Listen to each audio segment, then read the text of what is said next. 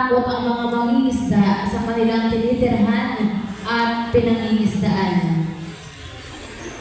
Hindi na magsagawa ang DENR ng agarang investigasyon at magbigay ng kaukulang proteksyon sa mga lehitimong mangingisda laban sa panghihigpit at illegal na pagpapaalis. Ang concerned agency po natin dyan ay DENR-CHR.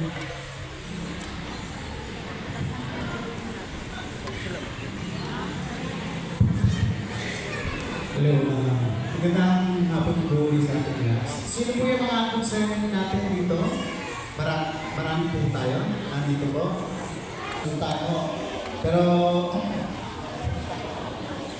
ayon po sa ating naging investigasyon doon o yung resulta naman, kasi ina-address ko na po lahat ng mga tanong dito.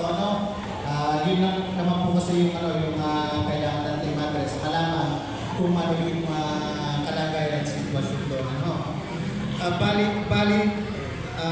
Sa resulta po ng ating mapping at ito po ay nagkaroon na ng reading ng mga kabahayan na doon sa tabing dagat na ito.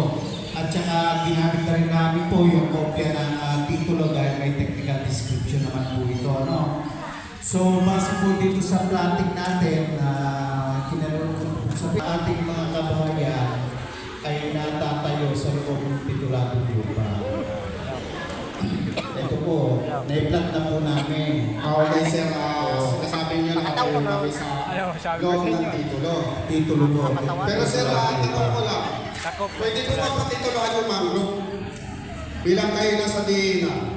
Ito po ay matagal na kasing may titulo at saka ang na-issue po na title dito ay judicial.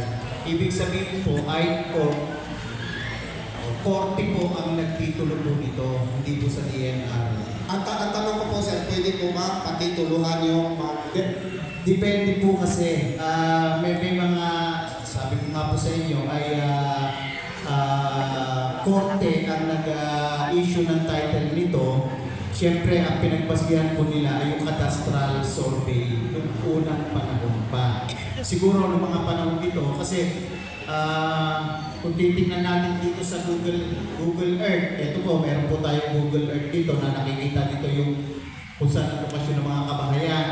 Makikita natin dito na malapit na rin sa dagat. Baka ang assumption po natin dito, baka po ng mga unang panahon ay itong mga parting sinasabi natin mangrove na ito o sa division na ito ay mga lupa pa ito noong unang panahon nung napatituluan ito.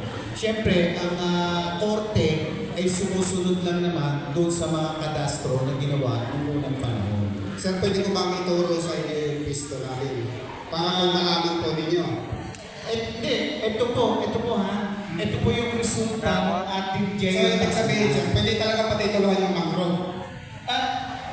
Depende nga po kasi kung hindi po yung classification ng lupa at yun naman ang pinagbasihan din ng Ang pinapakit po rin yung lupa sir, ay pinapasok po mismo ng dagat.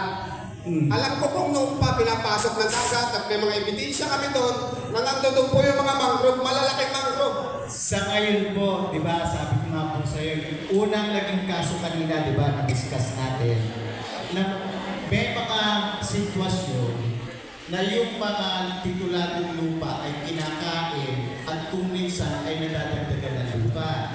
Di ba? May mga ganun pangyayari kasi lalong-lalo na malalapit ito sa dagat o kaya sa mga kailugan. Siguro po, nung napatituluhan ito ng korte noong unang panahon, ay siya ay kalupaan pa noong unang panahon. Kasi korte nga po ang nagtitulo nito eh.